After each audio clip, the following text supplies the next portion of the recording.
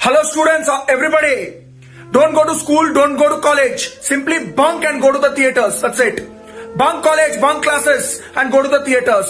That much of life you'll never get. Those what you appoint attack-minded coach for? What you Abhradip Saha আর নেই আমাদের মাঝে। গতকাল আমার ভাই আমাকে হোয়াটসঅ্যাপ করে, খবরটা পেয়ে আমি শকড এখনো পর্যন্ত। এত তরতাজা একজন যুবক ইউটিউবার, চেহারায় বা কথা বলায় কোথাও কোনো শরীরে খারাপের কোনো লক্ষণ নেই।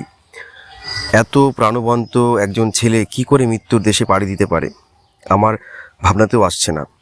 অ্যাংরি র্যান্ডম্যান অভ্রদীপ সাহার ফ্যান এবং সাবস্ক্রাইবার অনেক দিন আগে থেকেই আমি। ওনার কথা বলার প্রাণবন্ততায় আমি মুগ্ধ।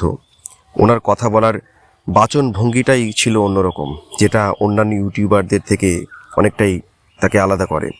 অভ্রদীপ ছিলেন সহজাত প্রতিভার অধিকারী, কিন্তু এটা ভাবতেই পারছি না উনি আমাদের মধ্যে আর নেই। অভ্রদীপ সাহা প্রথম ভিডিও শুরু করেন অ্যানাবেলে মুভি রিভিউ দিয়ে। তারপর তিনি বিভিন্ন সময় ফুটবল নিয়ে, ক্রিকেট নিয়েও নিজের মতামত রেখেছেন, আমরা তার ভিডিও দেখেছি। ইউটিউবে অভ্রদীপ সাহার লাস্ট ভিডিও ছিল শয়তান মুভিকে নিয়ে, প্রায় 1 মাস আগে। তারপর দীর্ঘদিন ওনার কোনো ভিডিও আসছিল না। হঠাৎ কালকে শুনলাম উনি আর নেই।